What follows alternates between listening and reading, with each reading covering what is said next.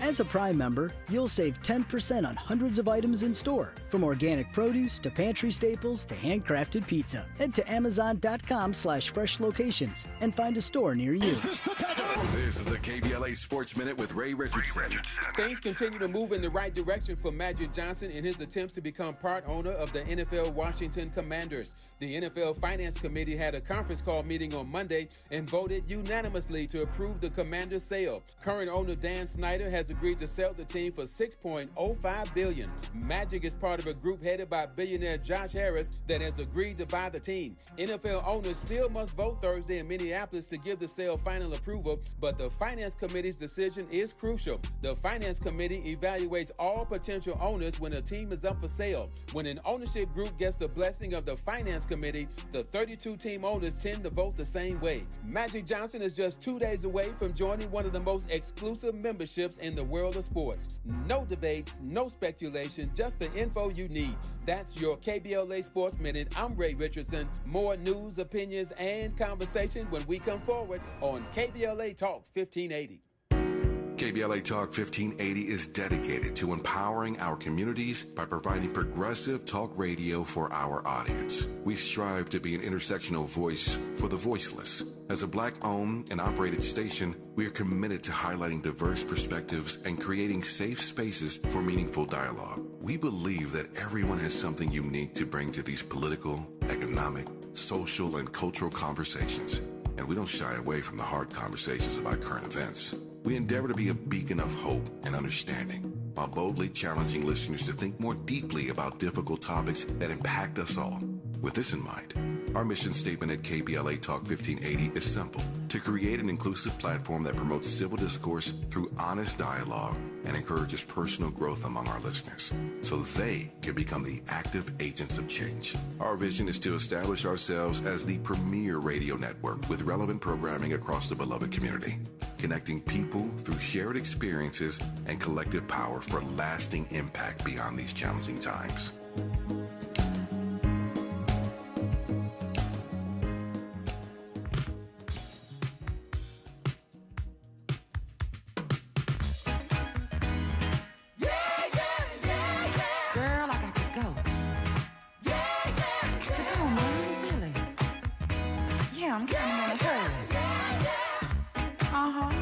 Here's the reason why. Talk to it. Oh, talk to it. Ooh, shabba-doo-doo-doo-doo. Talk to it. Do-do-do-do-do-do-do-do-do-do-do-do-do-do.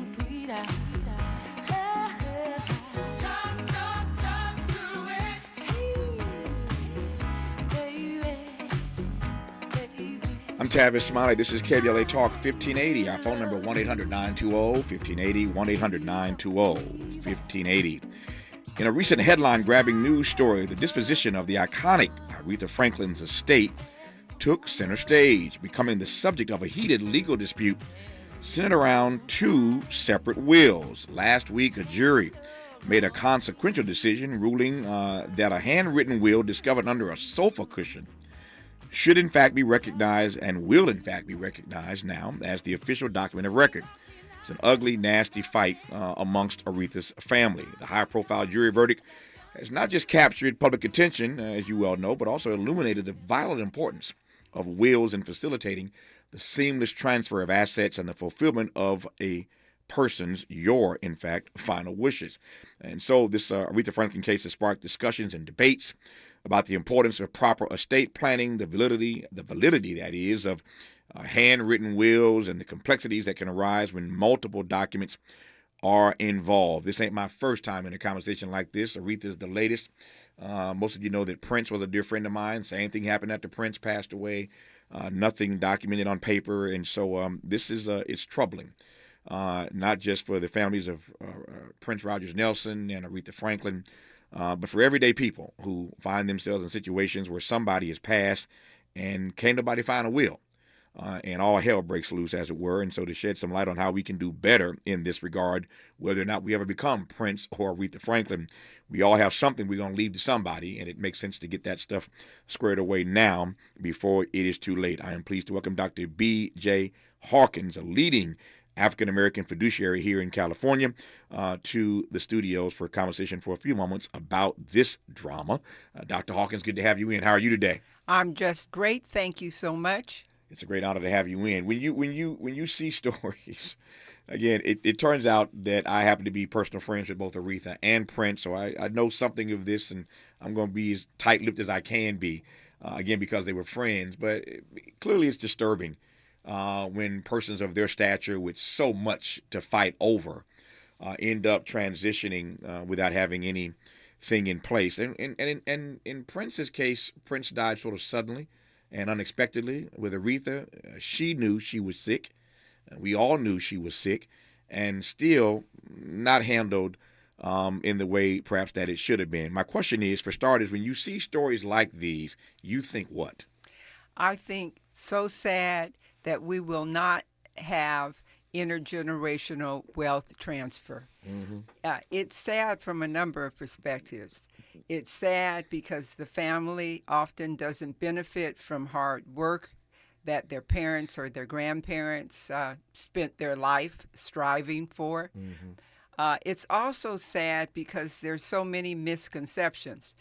And if you will, the will is a misconception.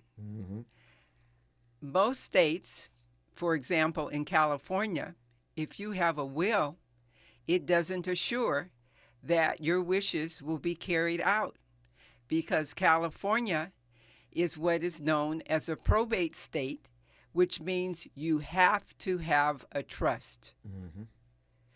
And I think this is so important because often we hear individuals say, well, everyone knows what it is that I want to have done with, and you can fill in the blank, with my house, my car, my fur, my grandmother's diamond. But if you have a will, there is no guarantee that your wishes will be carried out. Because with a will in California, for example, and in many other states, in fact, most other states, for example, Georgia, these are probate states. And so with a will, your estate has to go to probate. So why have a will, and why do you think this misconception about wills persists? Well, for two reasons. One, because there are people who benefit when there is only a will. Now, a will is good, and everyone should have a will. Okay. All right. So let me be clear about that. I am not saying wills are bad. In fact, they are very good, because with a will, there is no misunderstanding in terms of who gets the diamond, who gets the house, who gets the car, who gets access to the bank account. But that has to be in the context of a trust. The trust is the legal document that keeps you from having to go to court most of the time, but it certainly keeps you from having to have your life and your wishes looked over downtown by people who never knew you. When we come forward, we're going to get more expressly into the distinction between a will and a trust, and why I think I hear Dr. Hawkins suggesting that you would be well off to have both. Did I hear you say that? Yes, you or did. at least intimate that. Okay, we'll talk Right. about that when we come forward about the difference between a will and a trust and why you should have both. And let me just say right quick, I confess this, and she may be listening right now, so I ain't going to call her name. I wouldn't do it anyway. But I'm in the midst of Hades right about now dealing with this. So I am the executor for the estate of a 92-year-old woman who's probably listening right about now. I'm her executor of her estate, and at 92, she had a nephew who was 86, 87, who passed away in Chicago, and left her a bunch of stuff in Chicago, including some property and a bunch of bank accounts that have almost $500,000 in these bank accounts, and there are 4, 5, 6 of them. So you know who's had to deal with all this nonsense. You have. When I tell you I am sick and tired of dealing with banks and wills and paperwork and having to go to court, having to hire lawyers, and I happen to be the executor. This ain't something I wanted to do. I didn't ask for this job. I love her dearly, and because I'm here and she took care of me when I was younger, I'm happy to do it for her. But when I tell you this has just been a freaking nightmare for me. Anyway, we'll talk about that when we come forward. Well, hold that thought. I come around. Okay, 1 second. All right. I want to let Dr. Hawkins go wherever she wants to go. So hold tight. We'll continue when we come forward on KBLA Talk 1580. We've got a lot to talk about. Good thing we've got 3 hours. More of Tavis Smiley when we come forward. You're listening to K-Drip, where we play all the best classic water-wasting hits like Watering Your Lawn During the Hottest Time of the Day and Leaky Faucets. They're tunes from another time because now that we face a hotter, drier future, every drop counts. Despite an extremely wet winter, keep using less water, fixing leaks, and reusing indoor water for your garden. Visit SaveOurWater.com for more ways to conserve. Up next, brushing your teeth with the water on. K-Drip. She's so smooth. So I'm interrupting my own shower to remind you to treat your skin like the queen she is with Olay Hyaluronic Body Wash, packed with Olay's highest level of vitamin B3 complex. It's so moisturizing that it will give you visibly smoother, head-turning skin in just 14 days. People wondering, how'd she get so smooth?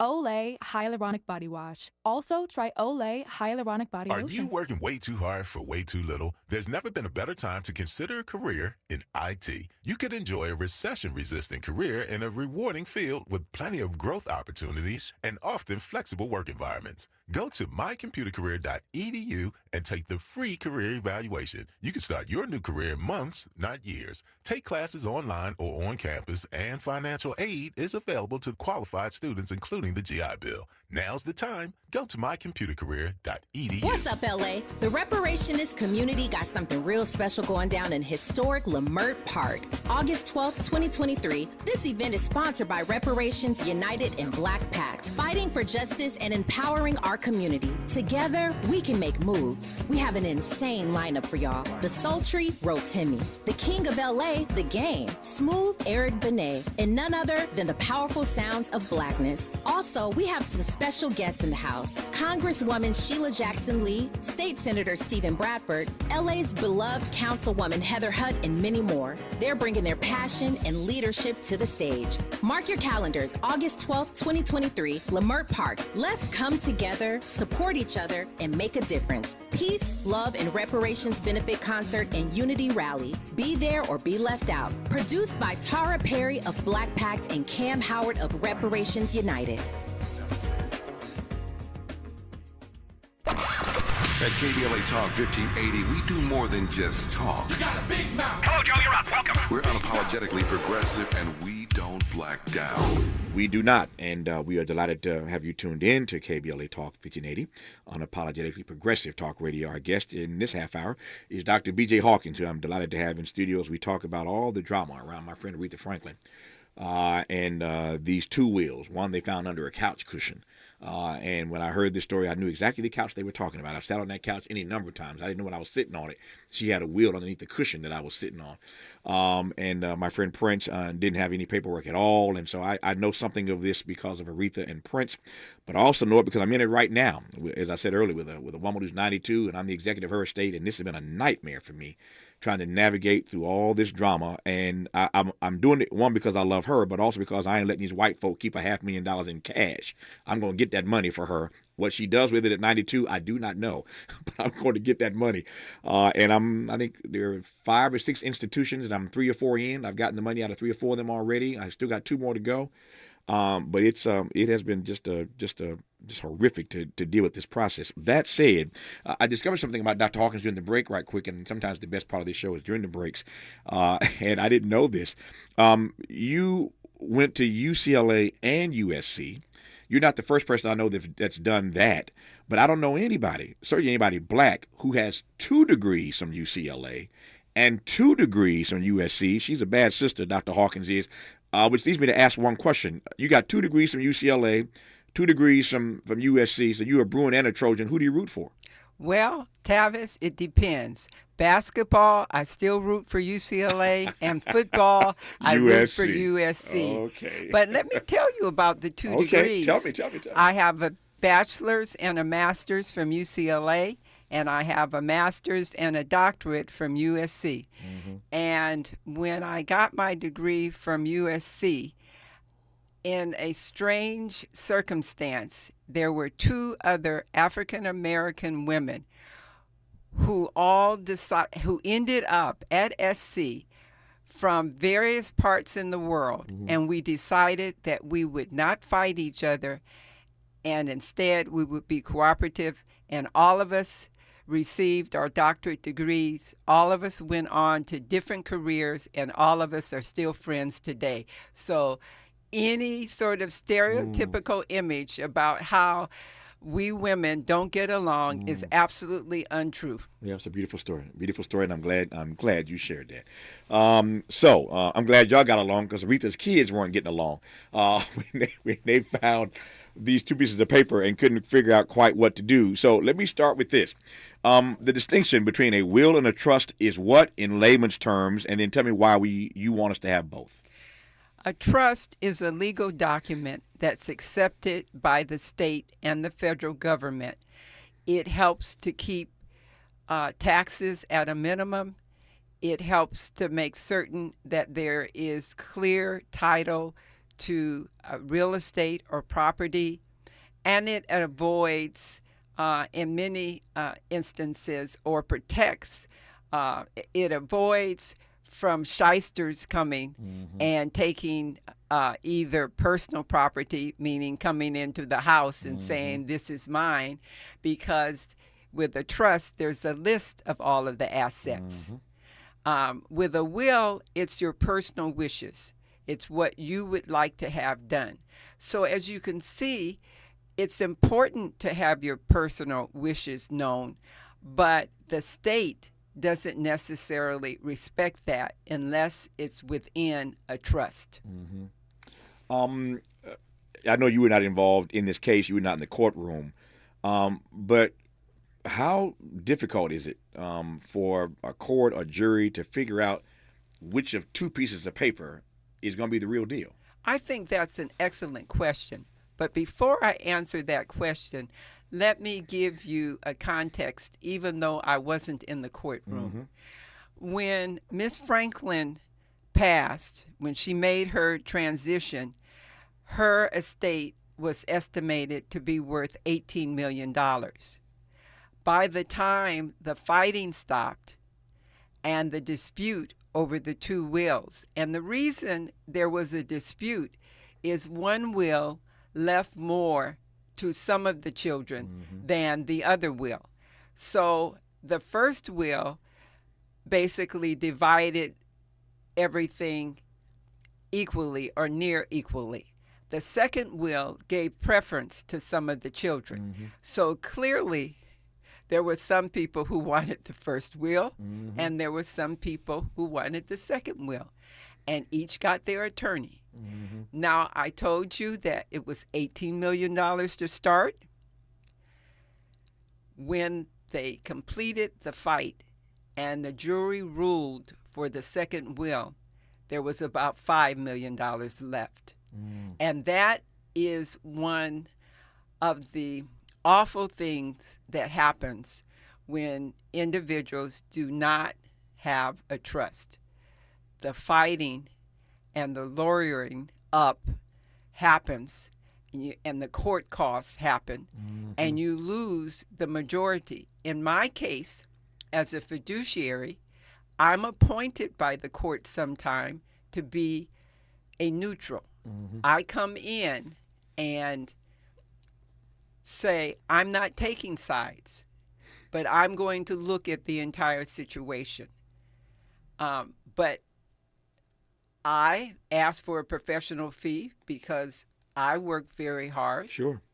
And by the way, Travis, you just got a second and third job when you became an executor? Yeah, tell me what I don't already know.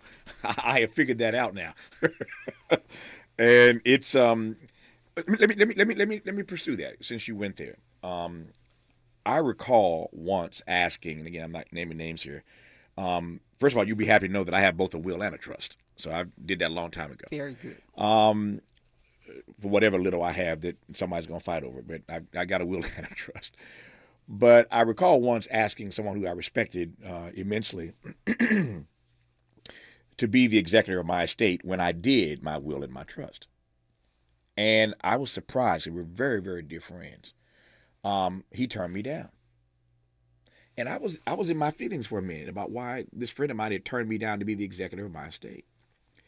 And he shared with me a story over dinner one night. And after the story over dinner, I understood it. And I understand it better now that I'm the executor of somebody else's estate. He says, Tavis, I have done that once before.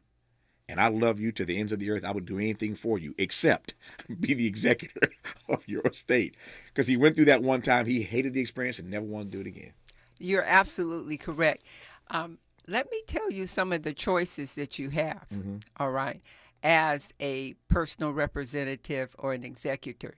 First of all, it's hard work. You have to deal with a lot of major financial institutions, and they do not believe their job is to help you. Their job is to send you paperwork, and paperwork, and then lose some of the paperwork, or say they couldn't make it out, or your signature wasn't legible. Right. Oh, you preaching. I've been dealing with this. I've been dealing with absolutely. this. Yeah. And then if there's a time zone difference, they want to talk to you at 5 in the morning.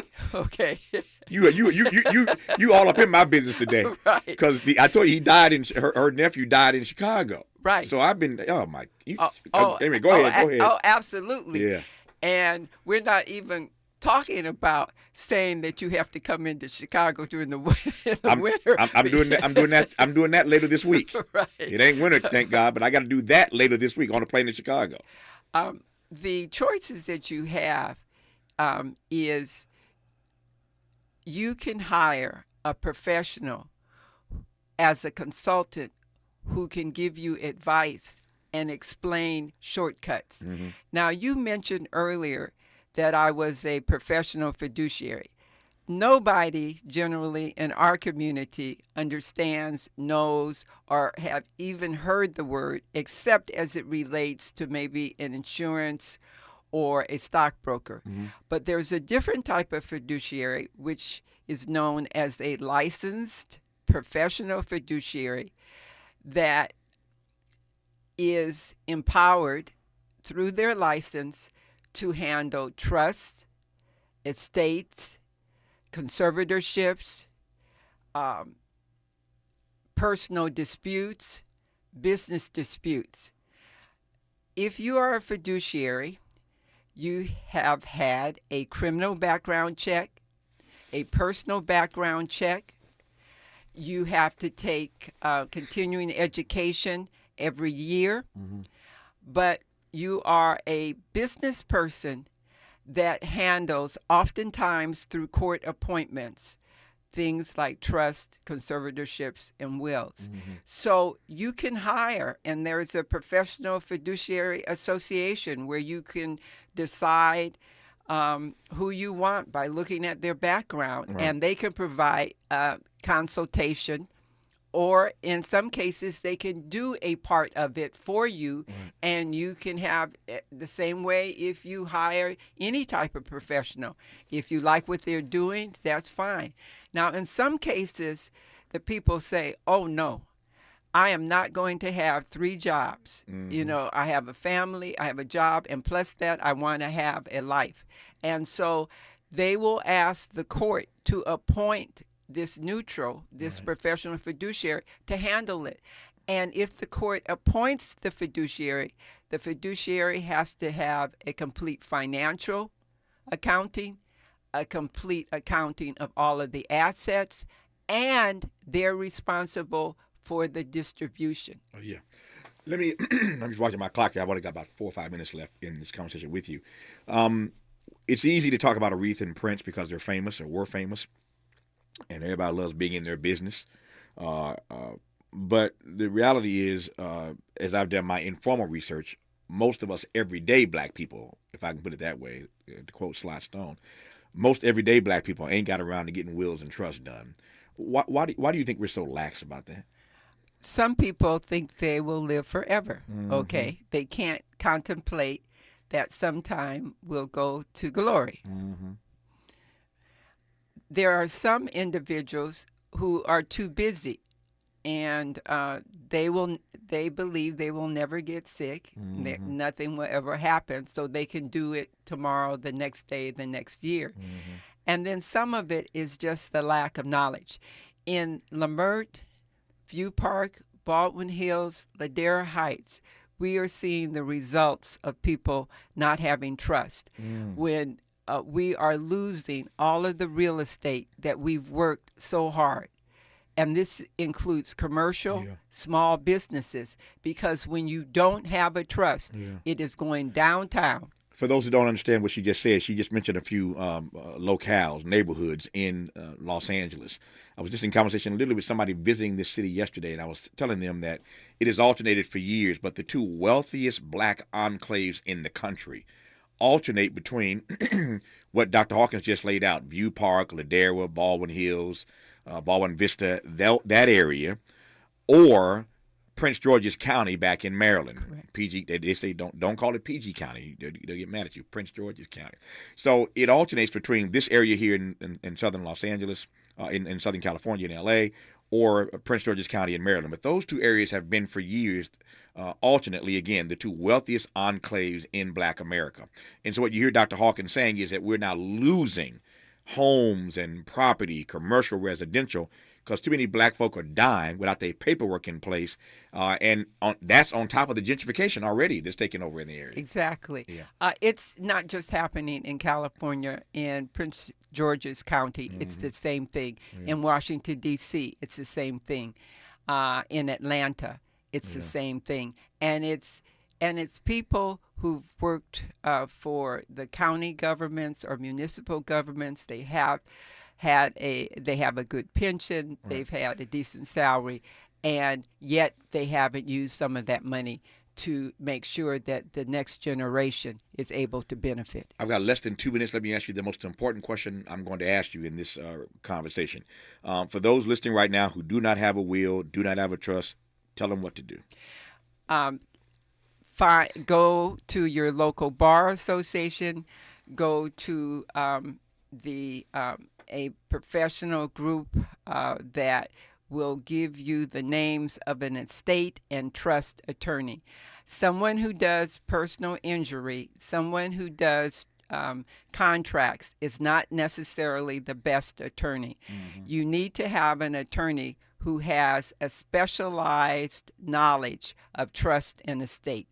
And we have a Black Bar Association. We have a Women's Attorney Association, Black Women Attorneys Association. So there are a lot of organizations that one can go to, or you can go to the Professional Fiduciaries Association and have a consultation with the fiduciary. That's one of the things that I made available to our community, a low-cost consultation where you can sit down and talk about the family member who hasn't done too well and how do I take care of that family member. Her name is Dr. B.J. Hawkins. I feel like I'm Angela Reddock Wright hosting a version of Legal Lens, a weekend program that we have here. That's a fine program that Angela hosts. And these are the kinds of legal issues that she tackles all the time. But because I knew Aretha and because I knew Prince and because his story is so troubling to me, I thought I would spend a few minutes on it myself. And I'm delighted to have had Dr. B.J. Hawkins in studio to talk about it. Thank you for your work. Thank you for your witness. And thank you for coming in to see me. I appreciate it. Thank you, Tavis. My great honor. All right. More of Tavis Smiley after news, traffic, and sports on KBLA Talk 1580. KBLA Talk 1580 is an intervention. When we come forward, includes you. KBLA Talk 1580, turning pain into power.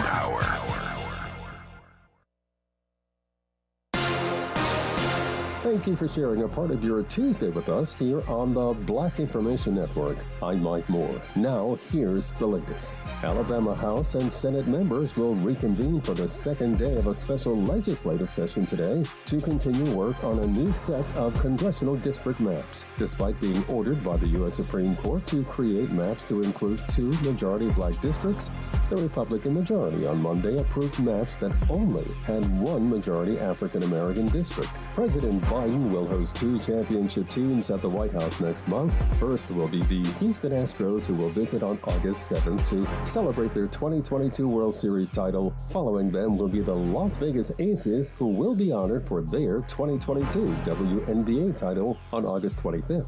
And that's the latest. I'm Mike Moore from your 24/7 news source, the Black Information Network and BINnews.com.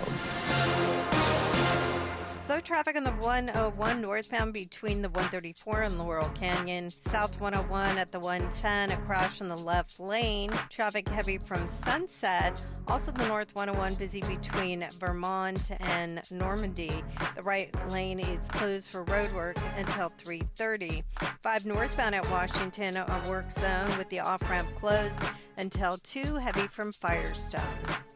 Prime members save more at your Amazon Fresh store. As a Prime member, you'll save 10% on hundreds of items in store, from organic produce to pantry staples to handcrafted pizza. Head to Amazon.com/fresh locations and find a store near you. This is the KBLA Sports Minute with Ray Richardson.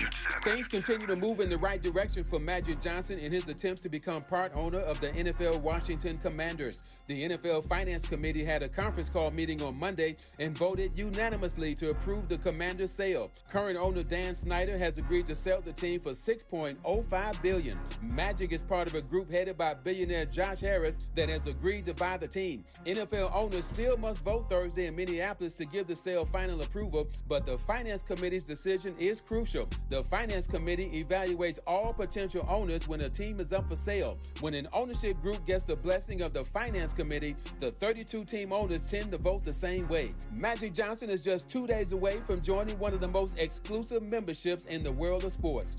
No debates, no speculation, just the info you need. That's your KBLA Sports Minute. I'm Ray Richardson. More news, opinions, and conversation when we come forward on KBLA Talk 1580. Thanks for supporting us in year 2. If you promise to keep listening, we promise to keep bringing it on KBLA Talk 1580. JP Morgan Chase is building on the investments in California and around the country to help close the racial wealth gap and build a more equitable future. As part of JP Morgan Chase commitment, they are taking action to help improve financial wealth and access to banking in the Black community, helping more people open low-cost checking and savings accounts, hosting community seminars with supporting Black-led institutions by building awareness about financial investments, hiring community managers, and opening community center branches like Crenshaw, Inglewood, and downtown LA. Visit today, jpmorganchase.com/racial equity. Again, jpmorganchase.com/racial equity. Get the tools to help reach your financial goals. Visit today, jpmorganchase.com/racial equity. Again, jpmorganchase.com/racial equity.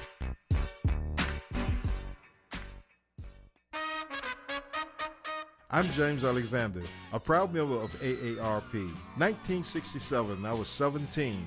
That spring, my friends, the Barcades, and I made Soulfinger. It was a hit. Number 3 on the charts. That summer, we became the Great Otis Redding's Band. First gig, the famed Apollo. That fall, we toured. That winter found me in a morgue identifying the bodies of my bandmates and Otis Redding. My music and their memories bring me joy. The Barcades, forever. What would you call a joy that is as solemn as it is sweet and knows no bounds? A joy that's beautifully rooted in soul and resilience. This is Black joy, a joy that reflects pride and honor despite every challenge.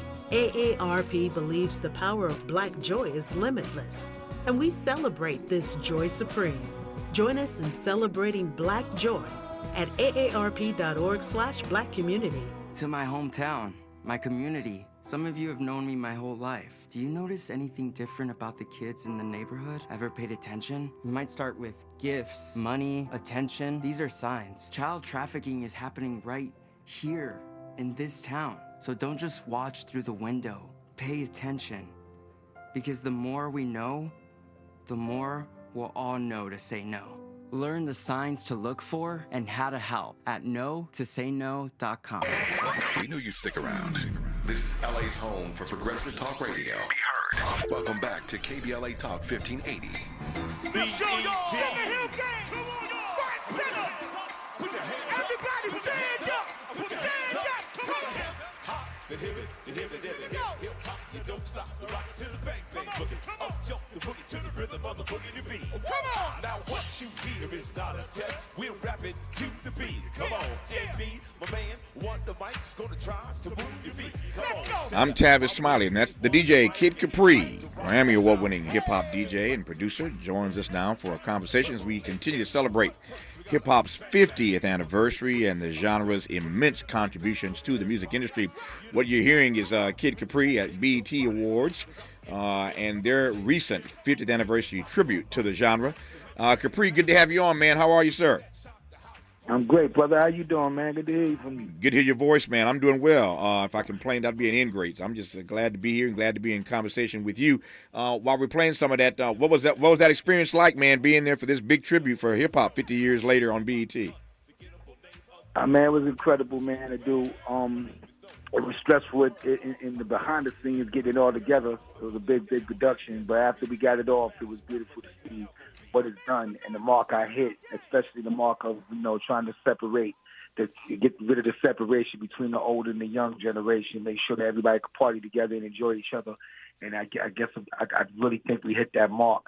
Yeah. But more than that, it was just a great celebration, man. Being the dude that grew up with hip-hop in the early stages when I was a young boy, 8 years old, they told us that this wasn't going to be around long. It was going to be noise. It wasn't going to last and all these different things. And 50 years later, I'm over here on the Tavis Smiley show talking about it. What do you make? What do you make of the fact that it has lasted? And as I say all the time, not just lasted, it's hegemonic. I mean, all around the world. You can't go anywhere. And I've been a few places around the world, and everywhere you go, there's hip-hop. So it's not just that it lasted, it's that everybody around the world picked up on it and took it to another level in their own communities, in their own countries, in their own hoods, as it were. What do you make of why, in fact, it has endured for half a century? Because it's the voice of the street. Hip-hop was created because inner-city kids didn't have no other voice. And when you back somebody into a wall, they're going to create something to be heard. And rap music was the way for them to be heard. So now you have kids all over the world for all these years that want to be heard. And now you have an internet where anybody that probably never had no kind of artist development or don't know anything about music business, they could pick up a computer and say what they want to say and make a record and put it out and and put on there what they want to, however they feel. Yeah. So it grew so big. Everybody can't be a country singer. Everybody can't be a reggae artist. Everybody can't be a R&B singer. But you could be a rapper and say what you have to say, good or bad. So it gave a voice to the street, to the people in the street that didn't have a voice before, and that's why it's so infectious and why it grew so much. And everything comes to hip hop: classical, reggae music, Latino music. Everything comes to hip hop. It's almost like a hub for everything because you can make hip hop with any kind of music, and that's why it's so infectious. Over the last half century, DJs have come and gone. They've come and gone. And you have endured. Let me just ask you. I'm seriously, set your modesty aside just for a second. Set your modesty aside, and tell me how you became that guy. Well, it was me that made the DJ be looked at as an artist. Mm-hmm. When DJs was being looked at as somebody just playing records, they the bottom of the totem pole. Hip hop started with the DJ, but when the rap records came about, the MC became the front man and the DJ got brushed away. I became a one-man band, and I wanted to be looked at as an artist. When you put me on stage with somebody that has a triple platinum album, I want to get on stage and try to do as good or better than that artist and give them hell on that stage. Mm-hmm. And I had to be good in order to demand the money that I want and the respect that I want. But at the same time, I also had to fight for the position of the DJ because as far as we came all the way up to today, they still give that that they don't give it the way they're supposed to give it for the DJ. But all this time I fought as an artist. So when I get on stage, I give the best I can give. Anything I try to do, I put an album out last year called The Love. I rhymed on the whole album. I produced on the whole album. And, I always try to give A quality, and I never take no for an answer, never let nobody tell me when to come and go, and I try to stay on top of everything I'm supposed to stay on top of and treat everybody fairly with respect, because more than the talent, it's about how you treat people. It's about relationships. It's about when you go to these crowds and you play in front of these places and they pay to come to see you, what are you going to give them? They got to get dressed. They got to drive there. They got to get in. They got to buy drinks. They do that because you're there. So you need to give them the best that you can give them. And that's what a lot of artists sometimes when they make it, they forget that factor. We're not doing them a favor. They're doing us one by keeping the lights on. Yeah. So I always try to give them the best I can, and that's how I stay relevant. We'll talk about The Love, your album, later in this conversation. But let me stay on this for a second, talking about your influence and how you became that guy. I've been hearing about this. I'm looking forward to seeing it when it drops. There's an upcoming Paramount Plus documentary called Mixtape. Again, it's Paramount Plus. Hasn't dropped yet, but it's coming up. It's called Mixtape. And I'm told that in the piece, Kid Capri gets the love that he has earned and deserves. But tell me about your influence on mixtapes over these years. Well, that's what happened. I had got big because I sat on a street corner making these mixtapes and selling them on the street corner. And every car, people would come up and ask me, why would I buy a $20 mixtape from you? Who are you? I said, take my tape, put it in your car, listen to the intro, and I guarantee you won't come and buy everything I have over here. And that's what they would do. They would come and buy all my tapes until my tapes was in every car driving in the street. Next thing you know, my parties have became A1. And then next thing you know, Russell Simmons, seeing how hot I got with the mixtapes, how I was doing on the radio, how I was doing in the shows. And he said, yo, what do you think about being a DJ on a comedy show called Def Comedy Jam? I didn't understand it at first. It didn't make sense to me, but I was like, yo, this is Russell's HBO. Go ahead and do it. We did it, and it changed my whole life, man. It put me in the living rooms of people that didn't care about a DJ or didn't really know what a DJ was about. They put me in their living rooms, and then they put me in their concert halls when they came to see the tour. So they got a full understanding what a DJ really is about. It's not about just playing music. So that show was definitely a springboard for a lot of things that happened in my career, but it was the mixtape that got me that attention, because never before, there was Brucey B and Chief Rocker, Star Child, and Hollywood, and all these dudes that was making mixtapes, but it stayed in the city. When I did it, it went all over the world, so it became a real phenomenon. Yep. Just getting started, really. Actually, that's not true. I'm halfway through, but I feel like I'm just getting started because there's so much more to talk to the DJ Kid Capri about when we come forward. There has only been one hip-hop album ever to win a Pulitzer Prize. You know whose it was, Kendrick Lamar, but Capri narrated it. We'll talk about that experience. We'll talk about The Love, his first album in 24 years, which dropped last year, that he referenced moments ago. And I already mentioned we've started, of course, with some sound from the BET Awards and their recent 50th anniversary tribute to hip-hop. That was then. What's coming up is Hip Hop 50 at Yankee Stadium on August the 11th. We'll talk about that. So, again, more to talk about with the DJ Kid Capri when we come forward on KBLA Talk 1580. Be sure to like and follow Tavis Smiley at The Real Tavis Smiley and get Twitter updates at Tavis Smiley. The conversation continues when we come forward. We've got a lot to talk about. Hi, I'm Ray Richardson, your sports connection here at KBLA Talk 1580. Join me and my co-host Neil Scarborough every Saturday night at 7 for Out of Bounds, the show that brings some flavor to the world of sports for 60 minutes. We take you beyond the scores and press conferences. We give you our point of view, the way black folks see what's going down. You can join the conversation and give us your analysis at 1-800-920-1580. Out of Bounds every Saturday night at 7 on KBLA Talk 1580. We've got a lot to talk about. Unapologetically progressive. KBLA Talk 1580. We've got your black. You like the style, though. In our community, mental health struggles can sometimes go unnoticed. The suicide rate among Black youth has risen faster than any other ethnic group. Only 1 in 3 African Americans who need mental health care receives it. African American women are only half as likely as their Caucasian counterparts to seek professional mental health services. Even those who guide us spiritually can sometimes face their own challenges. 45% of pastors say they've experienced depression or burnout to the extent they need to take a leave of absence from ministry. As people of faith, it's time to acknowledge it's okay not to be okay. You can pray and get help. Visit normalizehelp.org for more information and resources. Join us in raising mental health awareness in our community. Funded by the Los Angeles County Department of Mental Health and the Champion Counseling Center of Faithful Central Bible Church.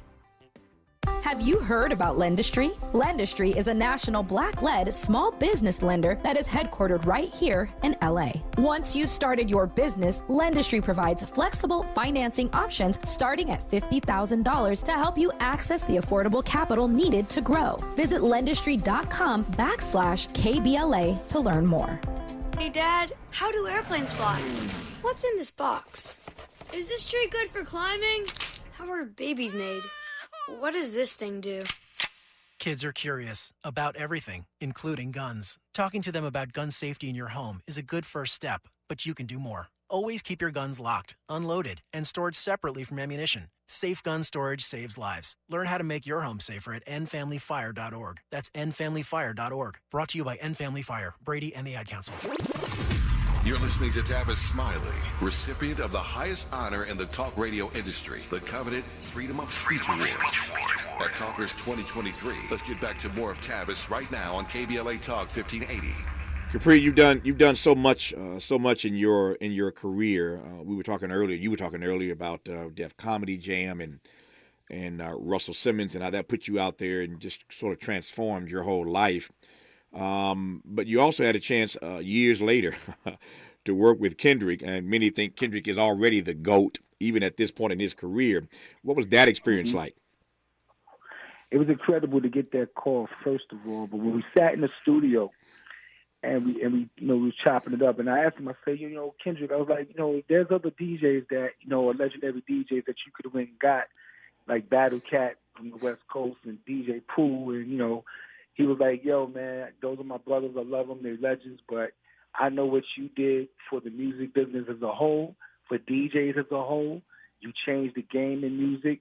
What you did made the whole direction go different. Everybody followed what you done. So I wanted the album to be authentic. I wanted you to be on it because, first of all, it brings you to a whole other generation, right? And you deserve it. And this dude put me on this album, and this album wins the Pulitzer Award, the only hip-hop album in history. This guy put my voice in countries I never even been to before. You know what I'm saying? I'm very grateful. I wish we could have did more as far as, like, going on tour together, and it would have been really, he didn't need me, of course, he's electric, but it was that much more electric if we were together to be on tour and get some more things. But just being on the album and having that history, it being what it is more than enough, way past my expectation of what it was going to be, and I'm grateful, and I will always be grateful for that. So shout out to Kendrick Lamar, and I wish him great success in his forthcoming endeavors. Yeah. Let me ask a question. I sort of asked this earlier, but I want to put a finer point on it now because as you're talking, it just sort of hit me that you have literally gone from Russell Simmons to Kendrick Lamar. That's a lot of ground, Capri. Man, I went from Russell Simmons to the BET Awards and giving them the biggest award-rated show in BET history. This is what I did. No host. I was the host of the BET Awards, the DJ and the performer, and curated all of the groups, all of the segments that you've seen, from the Sugar Hill Gang all the way to Swag Surf.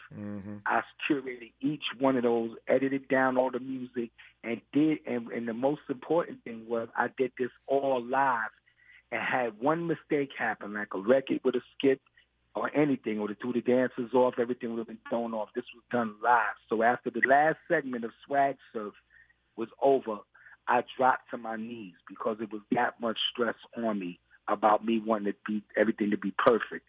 And it came out exactly how I wanted, and it became the #1 rated show since they had award shows on BET. And I'm very appreciative, and big shout out to Jesse Collins for even sticking his neck out to even let me do that. because that was a big, big, big thing for him to do for me. No, and he let me do it.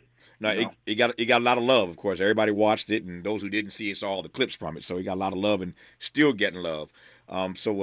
Big ups on that. You mentioned your album, The Love, which dropped last year, but it was the first album in 24 years. I could tease you and say, what were you doing for over 2 decades?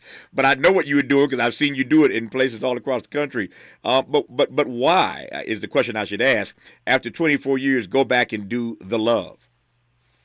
Well, my album 24. Let me go back. My first album, The Tape. I rhymed on my first album, The Tape, the whole album. That was the album that Biz Markie, God bless, got me that deal. My next album I did was Soundtrack to the Streets, where I had Jay-Z and Nas, and it was the first album of its kind before Khaled or Clue or anyone of a DJ making a produced album. I produced the whole album and I put them all on. It was the very first album of its kind. But there was a distance between my first album and my second album because making records never been my bread and butter. Just like my last album was 24 years ago, to The Love. It never been my bread and butter. I never had to depend on making records. My last album made me feel like it's not something I want to do because of all the clearances I had to do to make that type of album. So when I made The Love, this album, I didn't ask no mainstream artist to get on it. I produced the whole album. I rhymed on the whole album. I did all the hooks. I asked my daughter to get on it. I asked the reggae artist, legendary Mr. Lex, to get on it. And I asked the R&B artist named Lavelle to get on it. And that's it. And it came out perfect. I sat in the pandemic. It was the first time I had a chance to sit down and do nothing. Yeah. I've been on the road from 88 to the pandemic. So I sat down, I started my clothing line, we started the real estate company, we started this album. I did 4 other albums that I worked on, and I just wanted to do something different. And The Love came out. I've made it in 6 months, 7 months I was done.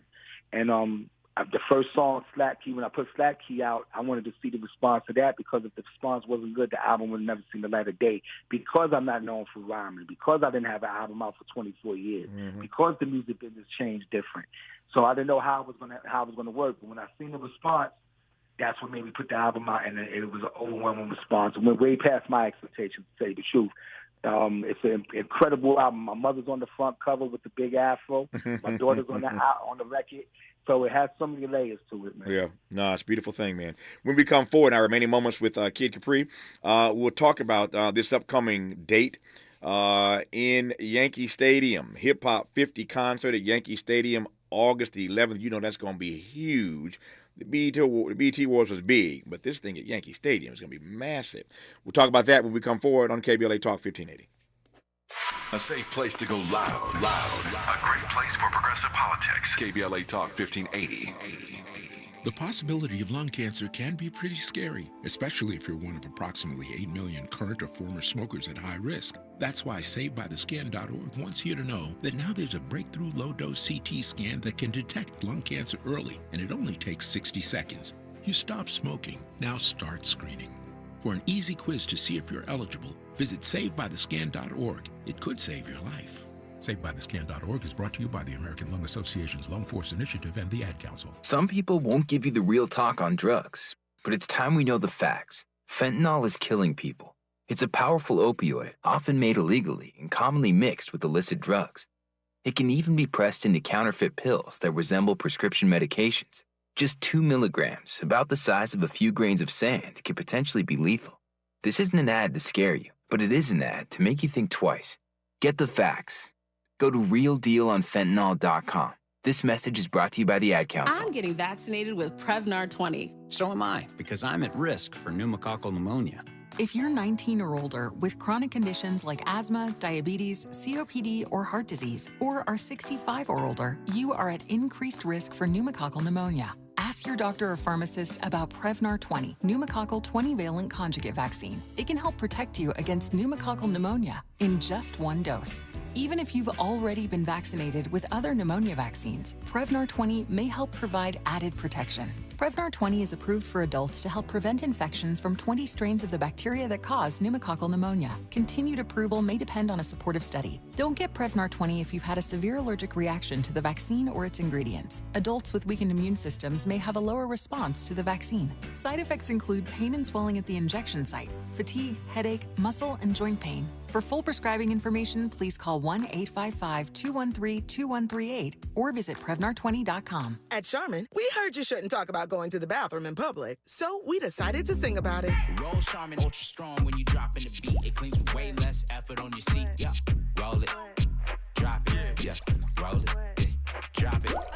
Charmin flows extra strong from the road. Your butt hella clean while you're sitting on the bowl. Yeah, it's all you need for that bathroom groove. Get you in and out without nothing to prove. Charmin Ultra Strong cleans better so you can use less. Enjoy the go with Charmin. Let's unpack a little bit more with Tavis Smiley. The conversation continues right now. Continuing now with DJ Kid Capri in these last few minutes. So I mentioned this concert at Yankee Stadium on August the 11th, Hip Hop 50. So we saw what you did at the BET Awards. What's this concert look like at Yankee Stadium? Man, it's going to be a straight Kid Capri party. But let me say this before I go there. This is the second time I'm going to be doing Yankee Stadium. The first time I did Yankee Stadium was when Nelson Mandela came out of jail. And they had this celebration for him at Yankee Stadium. It was me, KRS-One, Oprah Winfrey, Harry Belafonte, rest in peace, Tracy Chapman. Everybody was there, and I was a part of that. So now to come back to my hometown, the Boogie Down Bronx, back to Yankee Stadium again for this event with the Bronx Bombers, Fat Joe, and Ace Boogie is going to be really crazy. I'm just going to give them a Kid Capri party like they know I'm going to do in a real hip-hop 50 celebration way.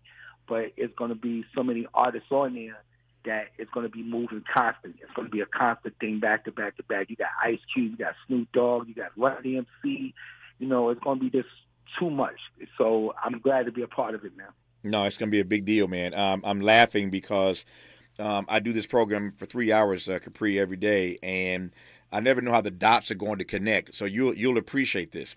So here you are, my last conversation of today's 3-hour program, which ends in 90 seconds. I started today's program talking about Nelson Mandela. Why? Because today is Mandela Day. Today is International Nelson Mandela Day. So in this country and all around the world, we're celebrating the life and legacy of Mandela. You didn't know that. I didn't know that you were going to mention Mandela. So I started literally 3 hours ago talking about Mandela. And here you come closing out the show today talking about your first time playing Yankee Stadium with Mandela when he came to this country, which I remember very well. I met him on that trip with Mr. Belafonte here in Los Angeles. So the show has come full circle. And speaking of full circle, how long can a brother DJ? Can you do this until your 90s? Hey, man, I'm not a sports guy. I'm not getting beat up on my body by, I have to play ball or football. I can play music until it drops, man. That's the great thing about music. It's forever. James Brown did it till he went to his casket, man. Yeah, man. Hey, man, God want me here to do it. He's keeping me here to do it. And I'm going to do it as long as he want me to be here to do it. And same thing with you, man. God, congratulations on everything you've done, man. I'm so proud of you. You represent us very well. You represent what you do very well, and I want you to keep going, man. No, love, I appreciate that, and thank you. And let me close by again just congratulating you. It's been 50 years of hip-hop, but it is impossible to talk about a half-century of hip-hop without talking about the DJs who made that possible, and chief among them at the top of the hill is the DJ, Kid Capri. Capri, good to have you on, man. All the best. You have a great time at Yankee Stadium on August 11th. I know it's going to be a fire show, but thanks for taking time to talk to us today. I appreciate you. I appreciate you, man. Anytime. Thank you. Stay strong. Just like that, 3 hours gone. Back here tomorrow morning, Lord willing, to do it all over again. Until then, time to make room now for the KBLA Midday Money Chain. Up next, the Millionaires Roundtable with Lynn Richardson, to be followed by Ahead of the Crypto Curve with Najee Roberts. Old money, new money. Either way, we got you covered here on KBLA Talk 1580. Until tomorrow, Lord willing, thanks for tuning in. And as always, keep the faith.